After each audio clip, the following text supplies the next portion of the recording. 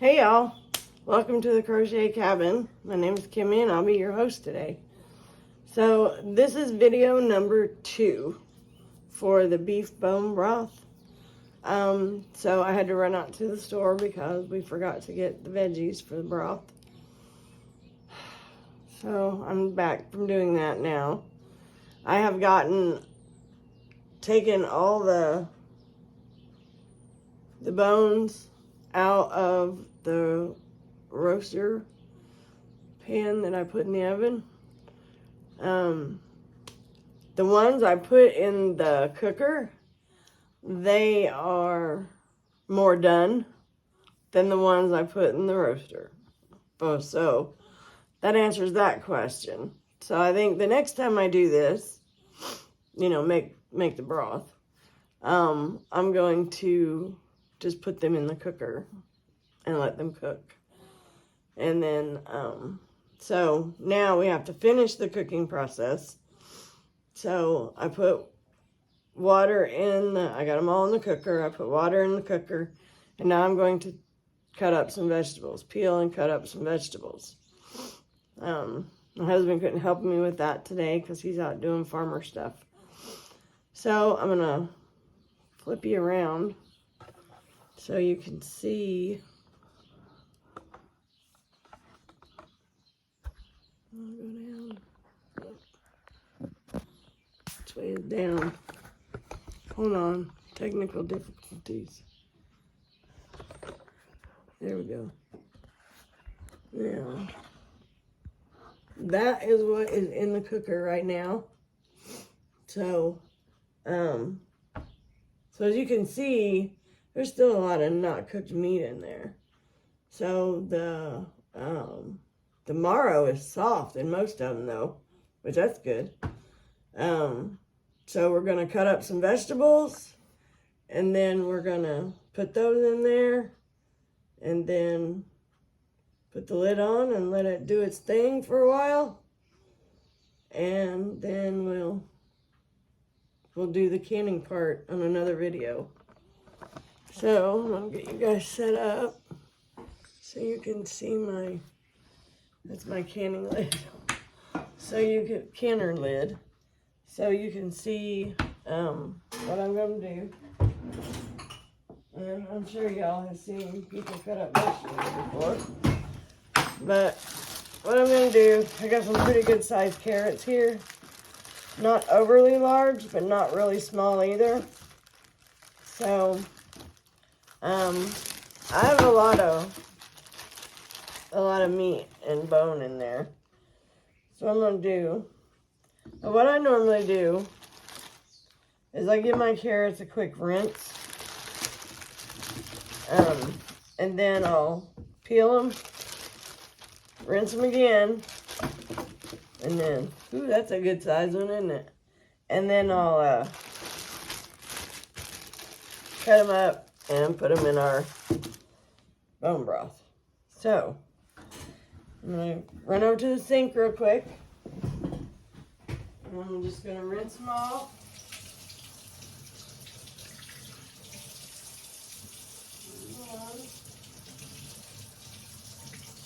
Let's take these off a minute. Well, a lot of people don't even rinse their carrots. They just peel them and then rinse them. But I don't want to get a bunch of dirt on my cutting board. So I'm going to use this bowl. And so what I do, I probably don't do this like most people. I cut my ends off.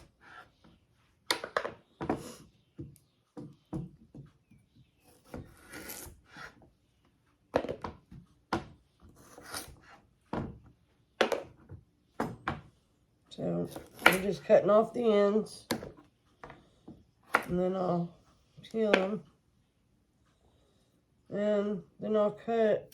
If there's something I don't like the way it looks, I'll cut it off. That looks like insect damage.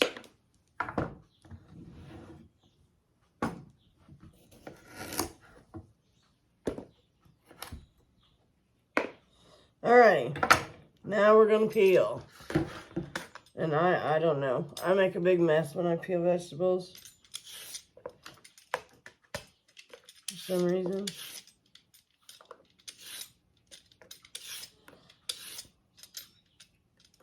I love this peeler. I got this on Amazon. Lord, I can't even tell you what it's called because it's been a long time.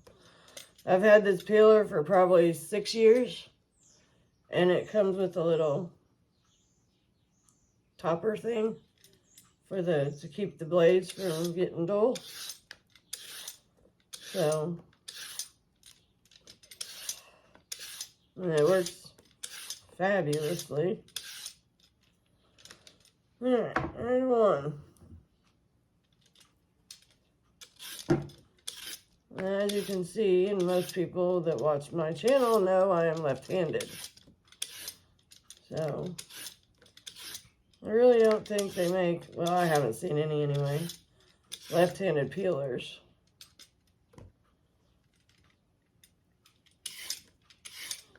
But I think it works good. I like it. I want to get me one of those hand peelers, you know what I mean? Yeah. Slide them on, and it's got these little, like, I don't know, they're like, I don't know, ridges or something. And you just go down and you do this, and you cut it. I mean, you just, like petting your food, I guess. And it takes the peel off, and it doesn't take any of the vegetable. It just removes the peel.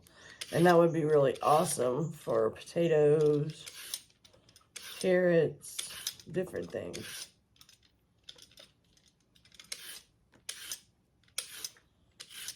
I saw those garlic peeler things. They're like tubes. And you put the garlic inside. And then you just roll it. Well, I don't know if y'all ever saw those. They're silicone, I think. And they're disc. It's floppy. And you, they were to help you get tight sealed jars off. Like pickle jars or whatever. And, so I have a couple of those. My husband was like, hey, why don't we just put the garlic in, roll these up into a tube, roll them across the cutting board. By Jove, it worked like a dream. So I didn't buy those. All right, I'm going to rinse these again.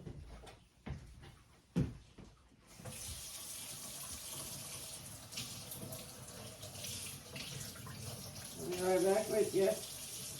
Same tight, be patient. Doesn't take that long to make 4 carrots. I know my people are patient. They have to be to still be my people, because I don't always get my videos out when I'd like to. But, I'm a busy woman. I have a lot going on around here. With farm and house, Lori,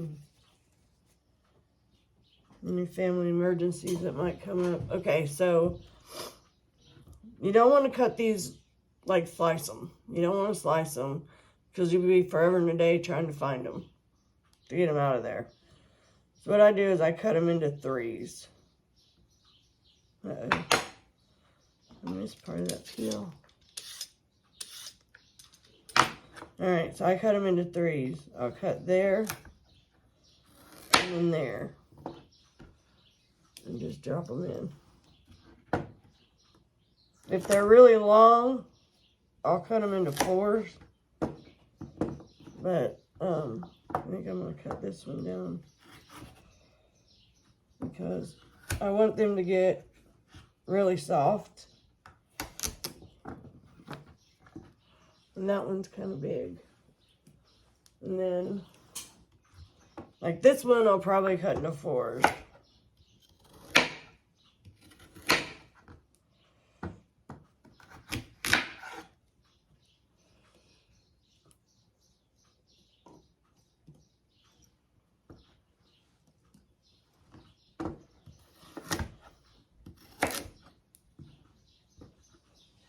Okay.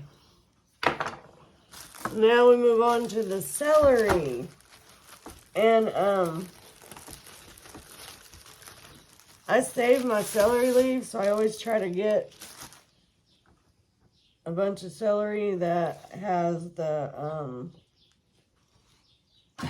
leaves on it, because what I do is I dry them and then I pull all the stems off till it's just leaves, and then I use them in like my soups, you know, instead of using parsley or whatever, because all my soups have celery in them anyway. Celery is really good for you. And so I use them in my soups, and then they rehydrate while they're cooking in the soup. And you talk about a good flavor. Oh my goodness. Gives it really, really good homemade taste. And so that's what I do. I know not a lot of people do that. I don't know anybody else that does that. But I like to try to use as much of the vegetable as I can. That way there's not much waste, you know what I mean? So, if you guys want to see how I do that, just leave me a comment, let me know. I'll do another video. You know, I'm open to suggestions. I don't care. Alright, so look at them beautiful leaves. Look at that. Oh my gosh, they smell so good. They truly do. They smell amazing. I love them.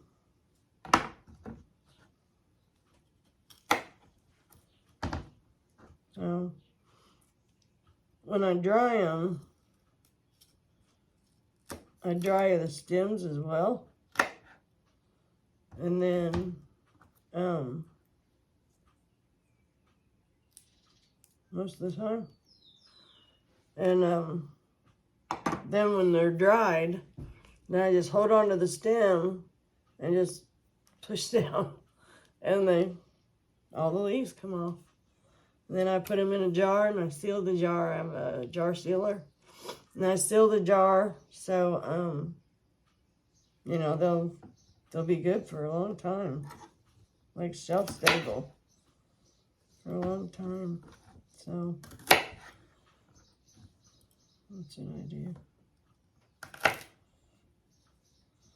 I try not to waste too much of it. Sometimes I'll dry celery, just cut it up and dry it.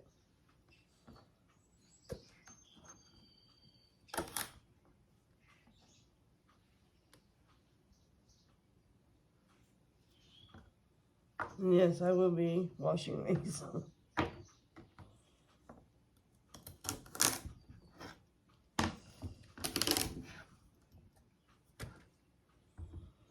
But some waste is inevitable. I mean, you're going to have waste, no matter what.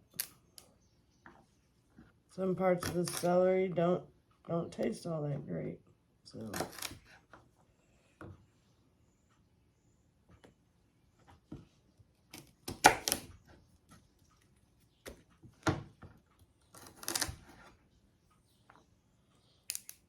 I'm going to try to use the main end.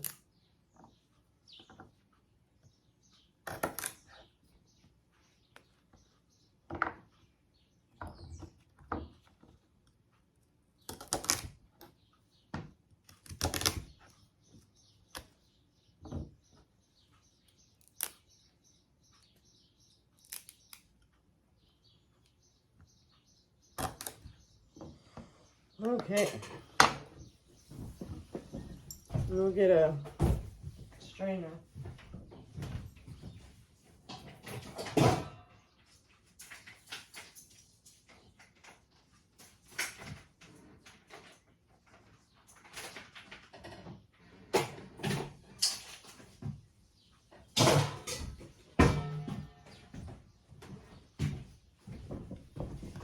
I'll put the celery in there.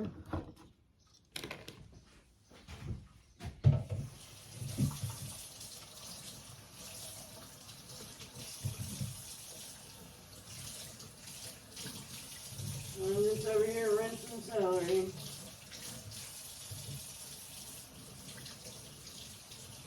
Make sure I don't have a bad part on it.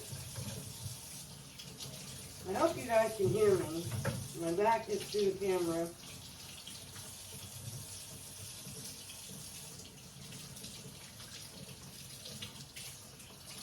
These little ones have a lot of flavor. Alright, so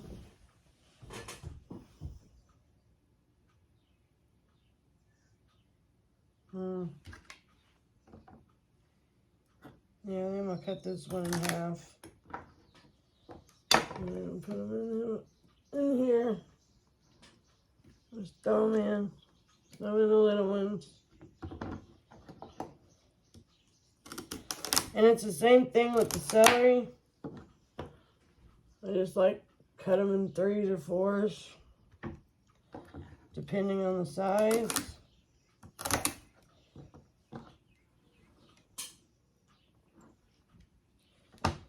And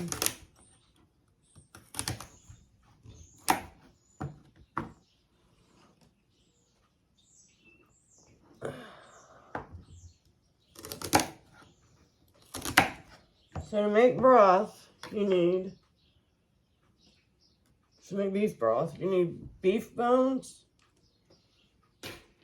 You really want to have some meat on it. I think the more meat, the better. But, you know. And you also need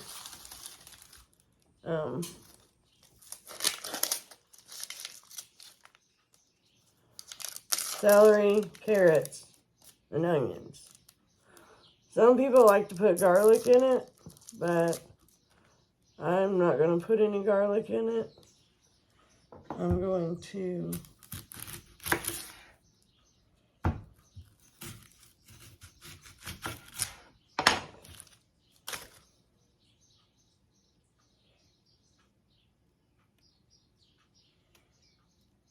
if I have a beef dish that calls for garlic, I will add it then.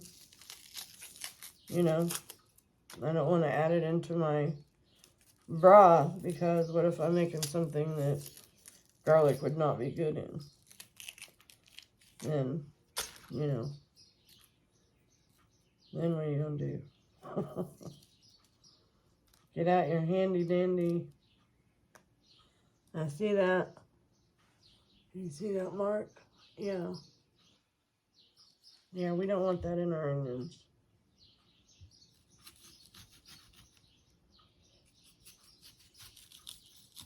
I'm going to cut that out. And then for the onions, all you need to do, cut them in 4s. That's it. Just throw them in.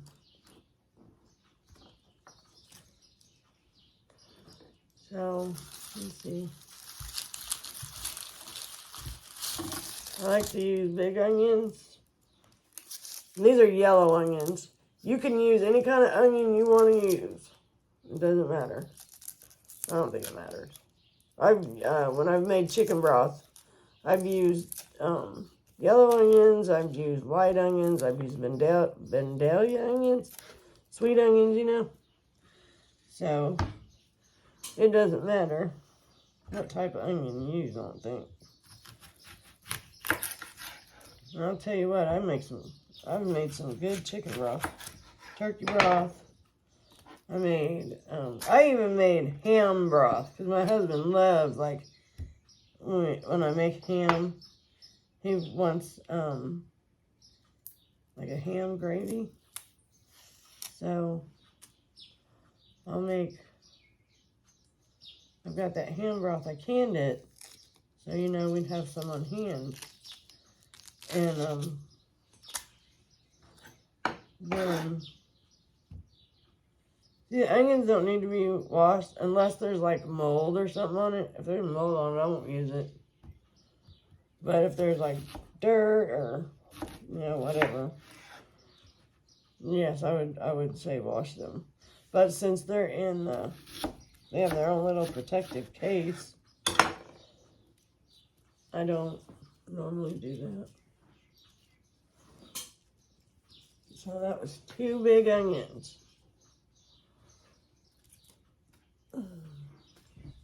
Let's do a small one. But like I was saying, I like to use big onions because that's less cutting I gotta do, you know. Peeling.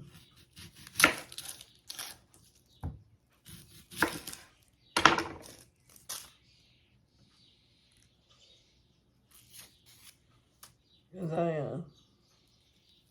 do a lot of cooking. A lot of preparing, a lot of canning. So if I can cut corners and not affect the taste of what I'm cooking, I'm all for that, man. Because, I mean, like I said before in another video, once 3:30 hits, I'm Lori's girl from then on. Now, for little ones, you can just cut them in half, and that'll be fine. Okay. That's it. That's all you do. And then, I'm going to save this, because this recipe calls for parsley. And whenever a recipe calls for parsley, if I have celery in it, I use the leaves. So I'm going to save these. I'm going to put these in a little bag. And we're going to save these.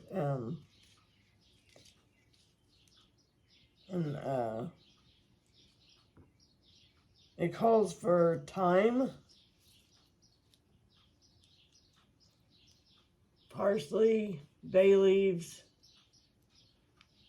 salt, or this Better Than Bouillon. She's the lady that I saw this recipe.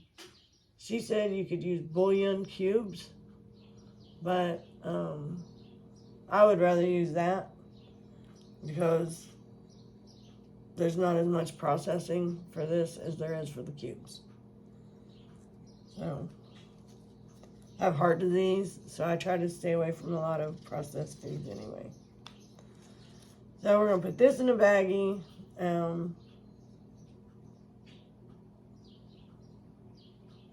And then that way I can, when Thursday gets here, I can pull it out and use it.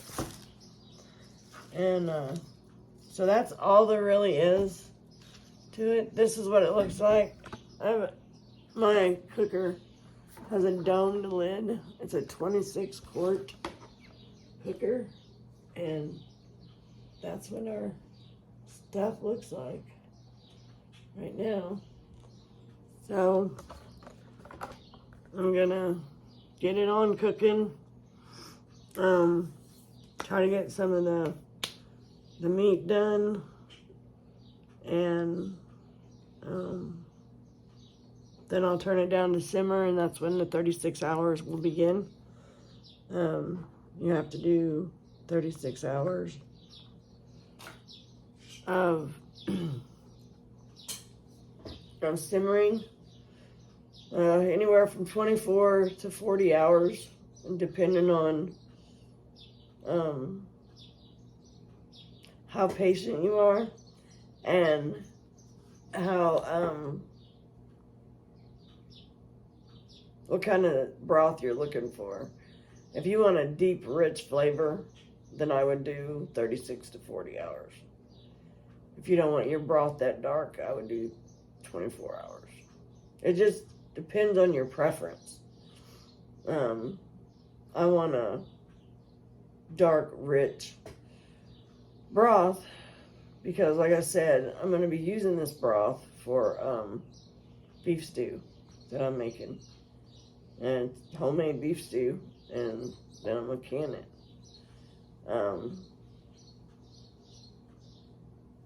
So yeah,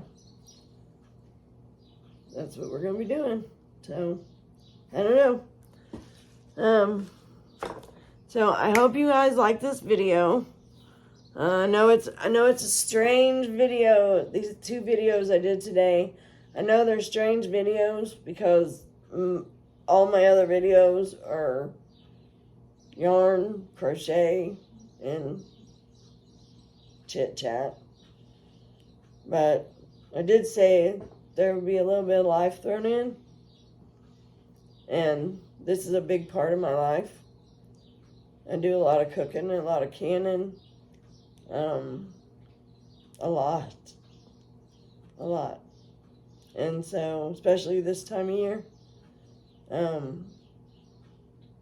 the garden, things are planted.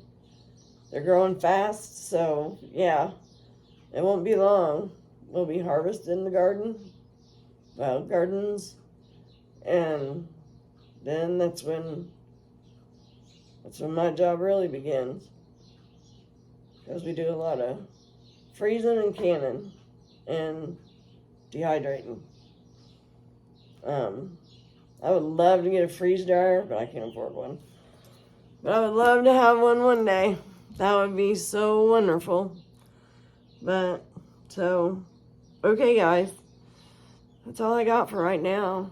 I'm going to put these 2 videos up today, and then the last video will be the canning part, where we, after the 36 hours is up, we take everything out, and then we will strain it, and strain it, and strain it. That's the part that I'm not a fan of, is all the straining. Because you got to get all that stuff out, you know. You got to try to get as much fat out as you can. You know, you want to get everything that you put in there, you don't want to leave it in there. It's not soup, it's broth. And, so, yeah. That's the most tedious part, is the straining, I think.